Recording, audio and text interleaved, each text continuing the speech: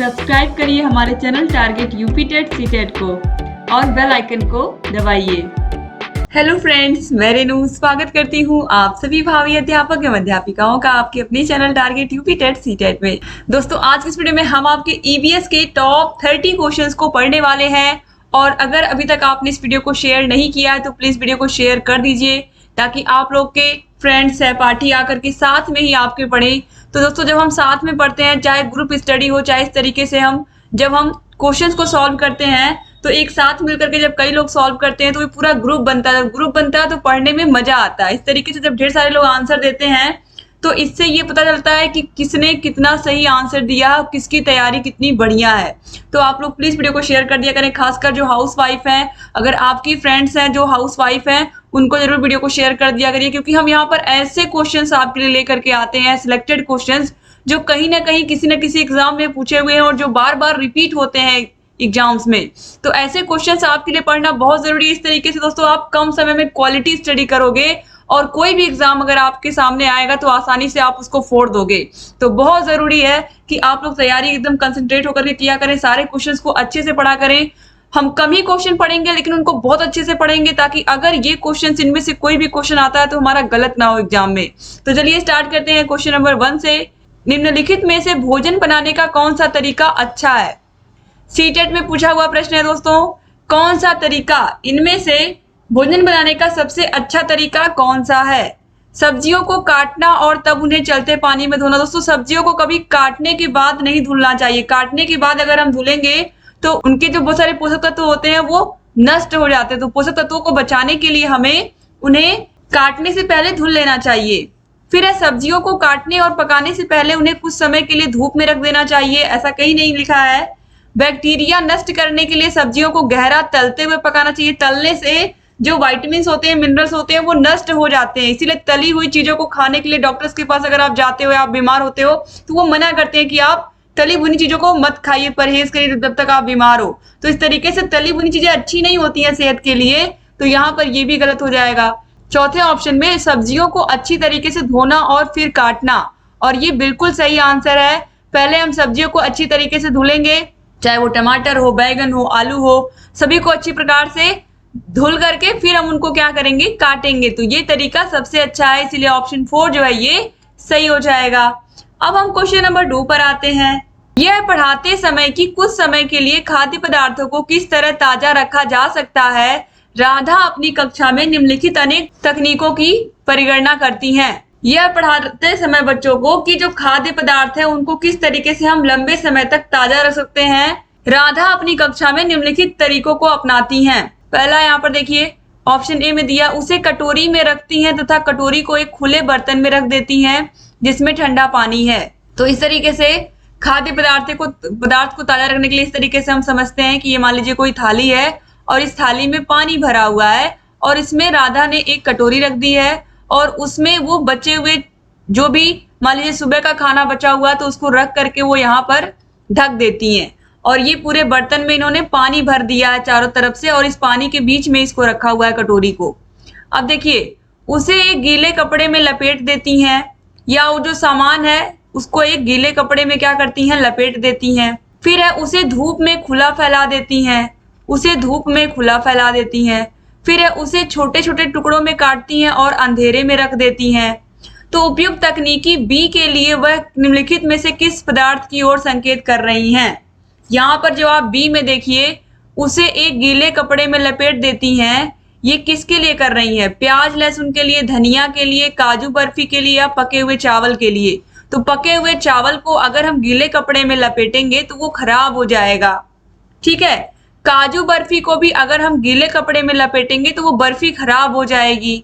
अब यहाँ पर देखिए प्याज लहसुन को भी अगर हम गीले कपड़े में लपेट के रखेंगे तो प्याज लहसुन सड़ जाएंगे। तो बचा कौन? ऑप्शन बी, हरा धनिया। हरा धनिया को अगर हम गीले कपड़े में लपेट करके रखते हैं या हम सिंपली उसको किसी न्यूज़पेपर को लेते हैं, न्यूज़पेपर के अंदर उसको लपेट करके फ्रिज में रख देते हैं तो भी हरा धनिया लंबे समय तक चलता है। तो यहाँ पर ऑप्शन बी जो है ये बिल्कुल सही है, एक गीले कपड़े में लपेट देती हैं हरे धनिया को। तो ऑप्शन बी जो है ये सही हो जाएगा। 2012 में ये पूछा गया है सीटेट के पेपर में। अब क्वेश्चन नंबर 3 पर आते हैं। रात में जागने वाले जानवर हर चीज को किस कलर में देखते हैं? अभी ये पिछली वीडियो में भी मैंने आप लोगों को बताया था, और ये देखिए ये मैंने आपसे वहां भी कहा था कि सीटेट के एग्जाम में या केवीएस के एग्जाम में या फिर जितने भी टीचर्स के एग्जाम्स होते हैं टीचर रिलेटेड, उसमें हमेशा ये क्वेश्चन आता है कि रात में जागने वाले जानवर हर चीज को किस कलर में देखते हैं। रात में कौन जागता है? उल्लू जागता है। तो देखिए सीटेट में पूछा हुआ प्रश्न है, जुलाई 2013 में पूछा हुआ प्रश्न है, केवल लाल रंग में देख सकते हैं, हर रंग में देख सकते हैं, केवल काला और सफेद ही देख सकते हैं, या केवल हरे रंग में देख सकते हैं। तो आप सभी को पता है कि ये ब्लैक एंड व्हाइट यानी कि काला और सफेद रंग को ही देख सकते हैं रात में जागने वाले या रात में देखने वाले जानवर। तो केवल काला और सफेद रंग ही वो देख पाते हैं। तो ऑप्शन सी जो है ये सही हो जाएगा। और अच्छे से आप लोग आंसर दे रहे हो, इसका मतलब आपने पिछली वीडियोस को ध्यान से देखा है। अब क्वेश्चन नंबर 4 पे आते हैं। हाथियों के झुंड के बारे में सही कथनों को चुनिए। हाथियों के झुंड के बारे में यहाँ पर आपको सही कथन चुनना है। हाथियों की कुछ आदतों के बारे में बताया गया है। तो हाथियों के झुंड में केवल हथनियां और 14-15 वर्ष के बच्चे ही रहते हैं। हाथियों के एक झुंड में किसी एक ही परिवार के सदस्य होते हैं। झुंड की सबसे बुजुर्ग हथनी ही पूरे झुंड की नेता होती है। एक झुंड में हथनियों और बच्चों की संख्या कितनी भी हो सकती है। तो दोस्तों यहाँ पर आप देखिए जो ऑप्शन नंबर ए है, हाथियों के झुंड में केवल हथनियां और 14-15 वर्ष के बच्चे होते हैं, ये सही है। और यहाँ पर देखिए जो ऑप्शन सी दिया हुआ ये भी सही है कि झुंड की सबसे बुजुर्ग हथनी ही पूरे झुंड की नेता होती है। तो ये ए और सी बिल्कुल सही है। तो यहाँ पर ऑप्शन नंबर सी जो है ए और सी ये बिल्कुल राइट आंसर हो जाएगा। क्वेश्चन नंबर 5 पे आते हैं। भारत में आधुनिक डाक प्रणाली की शुरुआत कब की गई थी? भारत में आधुनिक डाक प्रणाली की शुरुआत कब की गई? 1837 में, 1852 में, 1854 में या 1856 में?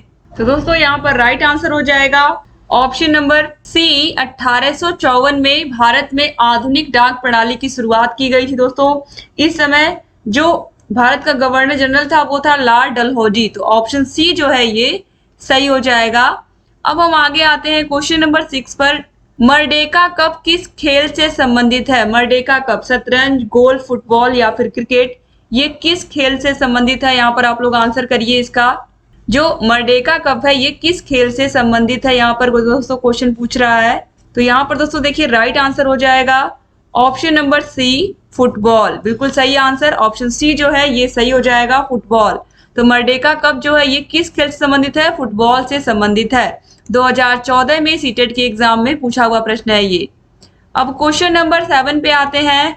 स्मैश शब्द का संबंध किस खेल से है? स्मैश टेनिस, बैडमिंटन, हॉकी या फिर वॉलीबॉल? तो दोस्तों जो स्मैश शब्द है इसका राइट आंसर आप लोग दे भी रहे हो, ये टेनिस से संबंधित है। स्मैश टेनिस किससे संबंधित है? टेनिस से संबंधित है। तो ऑप्शन ए जो है सही जाएगा। टेनिस के हमारे देश में अगर हम खिलाड़ियों की बात करें तो सानिया मिर्जा है, महेश भूपति है। तो यहाँ पर ऑप्शन ए जो है ये क्या हो जाएगा? सही हो जाएगा। अब क्वेश्चन नंबर 8 पे आते हैं। निम्नलिखित में से भारत का कौन सा क्षेत्र उष्णकटिबंधीय सदाबहार वन से ढका हुआ है? गुजरात का अर्ध शुष्क क्षेत्र, पूर्वी घाट, पश्चिमी घाट या मध्य प्रदेश? तो भारत का कौन सा क्षेत्र है जो उष्णकटिबंधीय सदाबहार वन से ढका हुआ है? भारत का कौन सा क्षेत्र है दोस्तों? तो यहाँ पर देखिए पूर्वी घाट, पश्चिमी घाट, मध्य प्रदेश दिया हुआ है। तो कौन सा क्षेत्र उष्णकटिबंधीय सदाबहार वन से ढका हुआ है पूछ रहा है। तो दोस्तों भारत में जो उष्णकटिबंधीय सदाबहार वन है ये जहां पर 200 सेंटीमीटर से अधिक की बारिश होती है वहीं पर पाए जाते हैं। तो इनके मुख्य जो क्षेत्र है वो है पश्चिमी घाट, शिलोंग, पठार, अंडमान निकोबार ये सब, इसके अलावा लक्षद्वीप, ये सब यहाँ पर ये वन अधिक मात्रा में पाए जाते हैं। तो इस तरीके से दोस्तों यहाँ पर जो राइट आंसर हो जाएगा वो हो जाएगा ऑप्शन नंबर सी पश्चिमी घाट। ठीक है, तो यहाँ पर पश्चिमी घाट जो है सही हो जाएगा। तो उष्णकटिबंधीय जो प्रदेश है या वन है यहाँ पर इन वनों को हम सोलास वन के नाम से भी जानते हैं, जहां पर ये पौधे इस तरीके से सदाबहार वन पाए जाते हैं, इनको हम वहां पर सोलास भी कहते हैं। इसके बाद देखिए क्वेश्चन नंबर 9 है। भारत के किस राज्य में सर्वाधिक वन पाए जाते हैं? उत्तराखंड, मध्य प्रदेश, केरल या फिर उत्तर प्रदेश? भारत के कौन से राज्य में सबसे अधिक वन पाए जाते हैं? तो दोस्तों ये पाए जाते हैं मध्य प्रदेश में। ऑप्शन बी जो है ये सही हो जाएगा। अब क्वेश्चन नंबर 10 पे आते हैं। सामान्यतः उत्तर प्रदेश में किस प्रकार के वन पाए जाते हैं? आर्द्र वन, शीतोष्ण वन, उष्णकटिबंधीय वन या फिर इनमें से कोई नहीं? तो दोस्तों सामान्यतः अगर हम अपने उत्तर प्रदेश की बात करें तो यहाँ पर उष्णकटिबंधीय वन पाए जाते हैं। तो ऑप्शन नंबर सी जो है ये सही हो जाएगा। उससे मतलब गर्म, और उत्तर प्रदेश जो हमारा प्रदेश है यहाँ पर गर्मी होती है, ये आप लोगों को पता ही है, ये नॉर्थ साइड में आता है। इसके बाद देखिए फिर है अगला क्वेश्चन, हम देखते हैं क्वेश्चन नंबर 11। निम्नलिखित को सुमेलित करना है। वन्य जीव बिहार यहाँ पर दिया हुआ है और ये कहाँ पर है ये बताया गया है। तो दोस्तों यहाँ पर आप देखिए चंद्रप्रभा चंदौली जिले में है, बिल्कुल सही है। किशनपुर लखीमपुर खीरी जिले में है, ये भी सही है। कतरनिया घाट वन्यजीव विहार बहराइच में है, ये भी सही है, नेपाल से सटा हुआ है। और महावीर स्वामी वन्यजीव विहार चित्रकूट में दिया हुआ, ये गलत है दोस्तों। महावीर स्वामी वन्यजीव विहार ये स्थित है उत्तर प्रदेश के ललितपुर जिले में, ठीक है, ललितपुर जिले में स्थित है। तो यहाँ पर ऑप्शन डी जो है ये गलत है, ये सुमेलित नहीं है। ऑप्शन डी यहाँ पर क्या हो जाएगा, सही हो जाएगा। अब हम क्वेश्चन नंबर 12 पे आते हैं। भारत के किसी राज्य की राज्यपाल बनने वाली प्रथम महिला कौन थी? सुचेता कृपलानी, राजकुमारी अमृत कौर, पद्मजा नायडू या फिर सरोजिनी नायडू। तो दोस्तों भारत के किसी राज्य की राज्यपाल बनने वाली जो पहली महिला थी, आप सभी लोगों को इसका आंसर पता है, आप लोग सही दे भी रहे हैं, सरोजिनी नायडू थी। और ये उत्तर प्रदेश की राज्यपाल बनाई गई थी, उत्तर प्रदेश की राज्यपाल बनाई गई थी, याद रखिएगा। तो ये पहली महिला राज्यपाल है अपने देश की। अब क्वेश्चन नंबर 12 पे आते हैं। उत्तर प्रदेश में विधान परिषदों की संख्या कितनी है? 100, 101, 102 या फिर 103। तो उत्तर प्रदेश में विधान परिषद सीटों की संख्या कितनी है? तो यहाँ पर दिया गया दोस्तों, तो राइट आंसर हो जाएगा 100। ऑप्शन ए जो है ये सही हो जाएगा। तो विधान परिषद की सीटों की संख्या 100 है। आगे बढ़ते हैं क्वेश्चन नंबर 14 पे। ईवीएस संक्षेपण अर्थ में प्रयुक्त होता है। ईवीएस संक्षेपण अर्थ में प्रयुक्त होता है। तो ईवीएस इन्वायरमेंटल साइंस के रूप में प्रयुक्त होता है कि इन्वायरमेंटल सोर्सेज, इन्वायरमेंटल स्टडीज या फिर इन्वायरमेंटल स्किल्स, किसके रूप में हम प्रयोग करते हैं ईवीएस शब्द का? तो दोस्तों ईवीएस का मतलब होता है इन्वायरमेंटल स्टडीज, यानी कि पर्यावरण अध्ययन। ऑप्शन नंबर सी जो है ये बिल्कुल सही हो जाएगा। अब हम क्वेश्चन नंबर 15 पे आते हैं। निम्नलिखित में से कौन सा प्राथमिक स्तर पर पर्यावरण अध्ययन के शिक्षण का उद्देश्य नहीं है? शिक्षण का उद्देश्य नहीं है, ये नहीं बहुत ध्यान से आप लोग पढ़ा करिए। बहुत सारे प्रशिक्षु यही गलत करके चले आते हैं, बहुत सारे भाई बहन वो क्वेश्चंस को सही से नहीं पढ़ते। अगर आप एग्जाम में क्वेश्चंस को सही से नहीं पढ़ोगे तो आप आंसर सही से नहीं कर पाओगे। तो देखिए यहाँ पर शिक्षक कक्ष में कड़े अनुशासन को सुनिश्चित करें। बच्चों को प्रश्न पूछने के लिए अवश्य अभिप्रेरित करना चाहिए। बच्चों को अपने निकटतम परिवेश से परिचय प्राप्त करने के लिए अवश्य अभिप्रेरित करना चाहिए। कक्ष में होने वाले अधिगम को विद्यालय के बाहर की दुनिया के साथ जोड़ना। तो यहाँ पर आप साफ साफ देख रहे हो कि पर्यावरण अध्ययन के शिक्षण का कौन सा उद्देश्य नहीं है। तो शिक्षक कक्षा में कड़े अनुशासन को सुनिश्चित करें, ये गलत हो जाएगा। अगर बहुत अधिक कड़ा अनुशासन रहेगा तो ना तो बच्चे आप सिर्फ और सिर्फ शिक्षक से डरते ही रह जाएंगे, वो कुछ पूछ ही नहीं पाएंगे, और जब कुछ पूछ नहीं पाएंगे तो वो सीख नहीं पाएंगे। तो ऑप्शन ए जो है ये सही हो जाएगा। और यहाँ पर ये इसको छोड़ करके बाकी सब पर्यावरण शिक्षण के क्या है, उद्देश्य है। क्वेश्चन नंबर 16 है। पर्यावरण अध्ययन के पाठ्यक्रम जिसे 6 उप विषयों के चतुर्दिक निर्मित किया गया है में पौधे और पशु को जानबूझकर परिवार और मित्र उप विषय के अंतर्गत सम्मिलित किया गया है। इसके लिए निम्नलिखित में से एक कारण को छोड़कर से सभी कारण हो सकते हैं, वह एक कारण कौन सा है? इस बात को उभारना कि किस प्रकार कुछ समुदायों के जीवन और आजीविकाएं विशेष पशुओं और पौधों से घनिष्ठ रूप से जुड़े हुए हैं। विद्यार्थियों को विज्ञान के दृष्टिकोण से पौधों और पशुओं को समझने में सक्षम बनाना। सामाजिक और सांस्कृतिक संदर्भ में पौधों और पशुओं के स्थान निर्धारित करने में विद्यार्थियों को सहायता करना। या इस बात को उभारना कि किस प्रकार मनुष्य एक दूसरे से घनिष्ठ संबंधों को साझा करते हैं। तो दोस्तों यहाँ पर जो राइट आंसर है वो है ऑप्शन नंबर डी। तो यहाँ पर दोस्तों देखिए पर्यावरण पाठ्यक्रम में पौधों और पशुओं को परिवार और मित्र उप विषय के अंतर्गत इसलिए रखा गया है, इसको रखने का एक ही उद्देश्य है कि यहाँ पर इस बात को उभारा जाए कि किस प्रकार से जो कुछ समुदाय होते हैं उनका जो जीवन होता है वो पशुओं और पौधों से किस रूप से घनिष्ठ रूप से संबंधित होता है, ये बताने का प्रयास किया गया है। और जैसे कि अगर हम गांव की बात करें तो एक गांव में अगर एक किसान है तो उसके पास पशु भी होंगे, और जब पशु होंगे तो पशुओं को खिलाने के लिए उससे चारा भी बोना पड़ेगा। तो इस तरीके से जो पेड़ पौधे हैं, जो पशु हैं, वो क्या हो जाएंगे, मानव से घनिष्ठ रूप से क्या हो जाएंगे, संबंधित हो जाएंगे। और यहाँ पर जो ऑप्शन नंबर डी है ये सही हो जाएगा कि किस प्रकार मनुष्य और जो जीव जंतु हैं या फिर जो पौधे और पशु हैं वो किस रूप से घनिष्ठ प्रकार से एक दूसरे से संबंधित हैं। इसके बाद क्वेश्चन नंबर 17 पे आते हैं। किसी क्रियाकलाप के लिए एक समूह बनाते हुए सामाजिक अध्ययन के शिक्षक को क्या करना चाहिए? सुनिश्चित करें कि लड़के लड़कियों के समूह अलग अलग हों, उनके अंकों के अनुसार समूह बनाएं, केवल 2 समूह बनाएं और प्रत्येक में बहुत से विद्यार्थी हों, या सभी प्रतिभागियों को सहभागिता और सहयोग सुनिश्चित करें। तो सबसे अच्छा तरीका यही है कि जब कक्षा में हम समूह बना रहे हैं तो सभी प्रतिभागियों की सहभागिता और सहयोग उसमें क्या होना चाहिए, पूरी तरीके से होना चाहिए, ताकि बच्चे इंटरेस्ट लेकर के क्या करें, उसको सीखें। तो किसी भी क्रियाकलाप को अगर हम क्लास में करा रहे हैं तो हमें इस बात का ध्यान रखना है कि सारे बच्चे उसमें मिलजुल करके क्या करें, पार्टिसिपेट करें। और जब बच्चे मिलजुल करके पार्टिसिपेट करेंगे तो उससे बच्चे कुछ सीखेंगे भी और सारे बच्चों का सहयोग भी प्राप्त होगा। तो सारे बच्चे सहयोग की भावना अपने आप उनके अंदर आएगी, दूसरे की हेल्प करने की भावना। अब क्वेश्चन नंबर 18 पे आते हैं। एक शिक्षक अपने शिक्षार्थियों को या अपने विद्यार्थियों को विभिन्न पशुओं के चित्र देता है और उन पशुओं पर रंग भरने को कहता है जो हमारे घरों में नहीं रहते। इस क्रियाकलाप का क्या उद्देश्य है? सृजनात्मकता का विकास करना, अवलोकन का विकास करना, वर्गीकरण कौशल का विकास करना, या डाटा संग्रह का विकास करना। तो एक शिक्षक अपने विद्यार्थियों को कुछ पशुओं के चित्र देता है और उन पशुओं पर रंग भरने को कहता है जो हमारे घरों में नहीं रहते हैं। तो इस तरीके से हमारे घरों में जो जानवर रहते जैसे कि कुत्ता हुआ, बिल्ली हुई, बकरी हुए, ये सब क्या है, खरगोश, ये सब हमारे घरों में रहने वाले जानवर हैं। और जो घरों में नहीं रहते हैं उन्हीं में रंग भरना है। तो इस तरीके से बच्चों के अंदर किन किन चीजों का विकास होगा, यहाँ पर ये चीज बताने का प्रयास किया गया है। तो दोस्तों यहाँ पर आप देखिए जो राइट आंसर हो जाएगा वो हो जाएगा ऑप्शन नंबर डी, ए, बी और सी। यानी कि डी को छोड़ करके बाकी सब बच्चे सीखेंगे, सृजनात्मकता भी सीखेंगे, अवलोकन भी करेंगे, तभी तो अलग अलग कर पाएंगे कि कौन सा बच्चा घर में कौन से जानवर हैं जो घरों में रहते हैं और कौन से जानवर हैं जो जंगल में रहते हैं।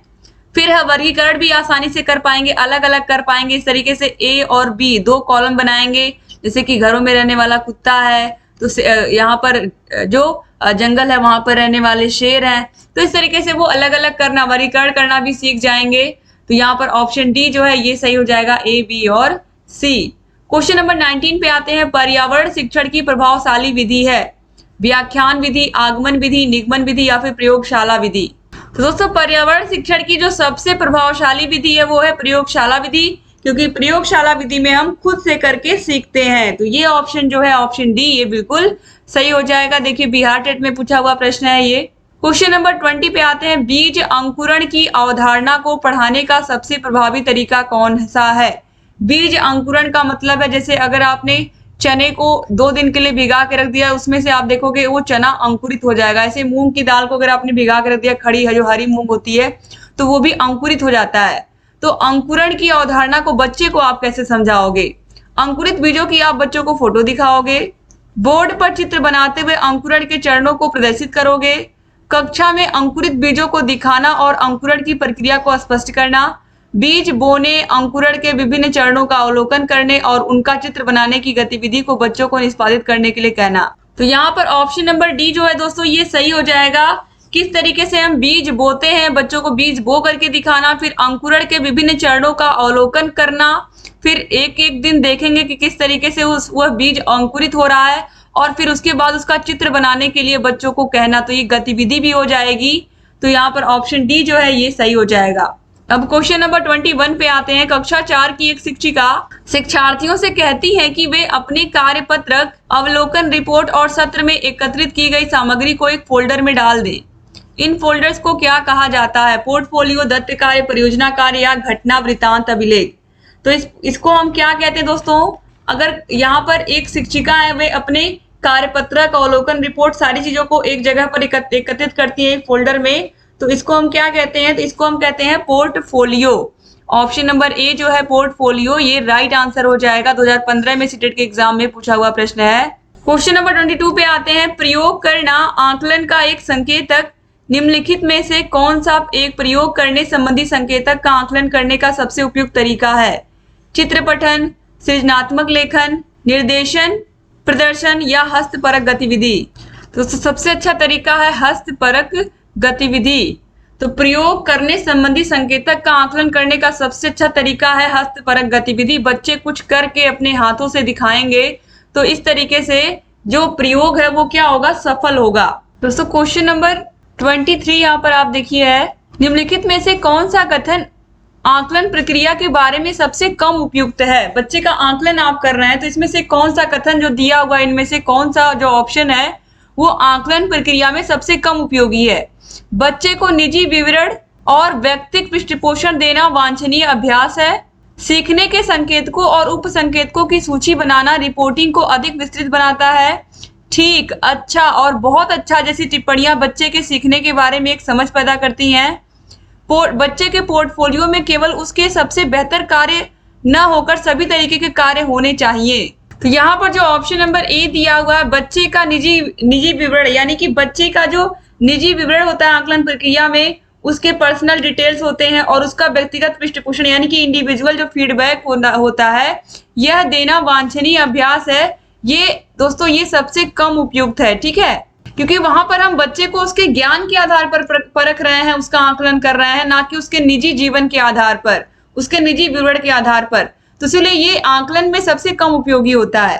क्वेश्चन नंबर 24 पे आते हैं। पर्यावरण अध्ययन की कक्षा में एक शिक्षक चित्र, मानचित्र, ग्राफ, मॉडल आदि का प्रयोग करते हैं। ये शिक्षक सहायक सामग्री है, श्यामपट्ट, दृश्य, श्रव्य दृश्य या फिर क्रियापरक। तो चित्र, मानचित्र, ग्राफ, मॉडल ये सब दृश्य सामग्रियां होती हैं। तो यहाँ पर देखिए जो ऑप्शन नंबर बी है दृश्य, ये राइट आंसर हो जाएगा, ठीक है। अब आगे बढ़ते हैं दोस्तों क्वेश्चन नंबर 25 पे। पर्यावरण अध्ययन की कक्षा में शिक्षक ग्लोब के द्वारा पृथ्वी के वास्तविक रूप, भौगोलिक स्वरूप तथा आकार को समझाते हैं। ग्लोब है श्रव्य सामग्री, दृश्य सामग्री, दृश्य श्रव्य सामग्री या क्रिया सहायक सामग्री। तो ग्लोब क्या है, ग्लोब भी क्या है, ग्लोब को हम देख करके ही तो समझते हैं, तो ये भी क्या है, दृश्य सामग्री में आता है। तो ऑप्शन बी जो है ये सही हो जाएगा। अब हम क्वेश्चन नंबर 26 पे आते हैं। निम्नलिखित में से कौन सा श्रव्य सामग्री है जिसको हम केवल सुन सकते हैं। मॉडल, टेलीविजन, रेडियो या फिर प्रोजेक्टर। दोस्तों यहाँ पर देखिए जो रेडियो है इसको हम सुन सकते हैं, तो ऑप्शन सी जो है ये सही हो जाएगा। क्वेश्चन नंबर 27 पे आते हैं। शहद का प्रमुख घटक है ग्लूकोज, सुक्रोज, माल्टोज या फिर फ्रक्टोज। शहद का जो मुख्य घटक होता है वो होता है फ्रक्टोज। ऑप्शन नंबर डी जो है सही हो जाएगा, इसको हम फ्रुक्टोज भी कहते हैं। तो ऑप्शन डी जो है ये सही हो जाएगा। अब हम क्वेश्चन नंबर 28 पे आते हैं। जल में घुलनशील विटामिन। मैंने आप लोगों को बहुत ही अच्छे से समझाया है कि एक गिलास पानी ले लिया जाए, कांच का गिलास है और इसमें हम एक कीड़े को डाल दें। जब हमने एक कीड़े को डाल दिया तो ये कीड़ा इसमें गलेगा नहीं। तो KEDA, विटामिन के, vitamin E, vitamin D, vitamin A, ये जल में घुलनशील नहीं है क्योंकि कीड़ा जल में नहीं घुलता है। तो बचे कौन, विटामिन बी और सी। तो बी और सी जल में घुलनशील है। तो ये अगर जल में नहीं घुलनशील है तो कहाँ घुलनशील है, वसा में घुलनशील है, KEDA। और विटामिन बी सी जल में घुलनशील है। तो ऑप्शन नंबर सी जो है विटामिन बी और सी जल में घुलनशील है। इसको याद रखिएगा। कैसे याद रखोगे, कीड़ा ट्रिक से। कीड़ा जल में नहीं घुलता है, जल में नहीं घुलता है, तो कौन घुलता है, बी और सी घुलते हैं, ठीक है। कीड़ा कहाँ घुलता है, वसा में घुलता है। क्वेश्चन नंबर 29 है। राजस्थान का राज्य पशु कौन सा है, बाघ, गाय, ऊंट या फिर भेड़। दोस्तों राजस्थान में सबसे अधिक आप देखते हो ऊंट पाए जाते हैं। तो यहाँ पर राइट आंसर क्या हो जाएगा, ऑप्शन नंबर सी ऊंट। ऊंट क्या है, राजस्थान का राज्य पशु है। अब लास्ट क्वेश्चन पर आते हैं। उम्मीद करती हूँ आज का सेशन आपको अच्छा लग रहा होगा। क्वेश्चन नंबर 30 पे आते हैं। दोस्तों अगर अभी तक आपने चैनल को सब्सक्राइब नहीं किया तो प्लीज सब्सक्राइब कर दीजिए। बाढ़ से समुद्रित पौधे मर जाते हैं क्योंकि, बाढ़ से समुद्रित पौधे मर जाते हैं क्योंकि पौधों का कोशिका रस पतला हो जाता है, मूल में श्वसन रुक जाता है, पौधों का कोशिका रस सांद्र हो जाता है, या पानी की अधिकता से पोषक तत्व पौधे से बाहर आ जाते हैं। 2015 में पूछा हुआ प्रश्न है ये यूटेट में। दोस्तों बाढ़ के पानी से जो पेड़ होता है उसके जो सूक्ष्म छिद्र होते हैं, पेड़ के सूक्ष्म छिद्र जो होते हैं वो ढक जाते हैं बारिश के पानी से। और जब वो छिद्र ढक जाते हैं इस पौधे के, तो क्या होता है कि पौधा सांस नहीं ले पाता है, जड़ों तक, पौधे के जड़ों तक ऑक्सीजन नहीं पहुंच पाती है। और जब जड़ों तक ऑक्सीजन नहीं पहुंच पाती है तो ऑक्सीजन बाधित हो जाता है और इसकी वजह से जो जड़ है उसमें वह सांस नहीं ले पाता, जड़ तक श्वसन नहीं हो पाता है और पौधे मर जाते हैं। तो यहाँ पर देखिए मूल में श्वसन रुक जाता है, जड़ों तक श्वसन पहुंच नहीं पाता है क्योंकि पूरा पानी भरा होता है पौधों में, ठीक है। इस तरीके से जो उनके छिद्र होते हैं वो बंद हो जाते हैं पानी भरने की वजह से और पौधा सांस नहीं ले पाता है, तो श्वसन की प्रक्रिया रुक जाती है। तो ऑप्शन बी जो है सही हो जाएगा। तो यहाँ पर ऑप्शन बी सही हो जाएगा। उम्मीद करती हूँ कि वीडियो आपको पसंद आई होगी। वीडियो अच्छी लगी तो वीडियो को शेयर कर दीजिएगा। Thank you so much video को पूरा देखने के लिए। चैनल से ऐसे ही बने रहिए और अगर चैनल को सब्सक्राइब नहीं किया दोस्तों तो प्लीज सब्सक्राइब भी कर दीजिए। और आप लोग के लिए रेगुलर वीडियोस मैं लेकर के आ रही हूँ और आगे भी आती रहूंगी। चैनल से ऐसे ही बने रहिए और ढेर सारी वीडियोस मैं आपके लिए लाऊंगी ताकि आप लोग की जो तैयारी है वो बेहतर से बेहतर होती रहे और आप लोग अपने एग्जाम में बेहतर से बेहतर नंबर लेकर के आए। थैंक यू सो मच दोस्तों वीडियो को पूरा देखने के लिए। जय हिंद दोस्तों।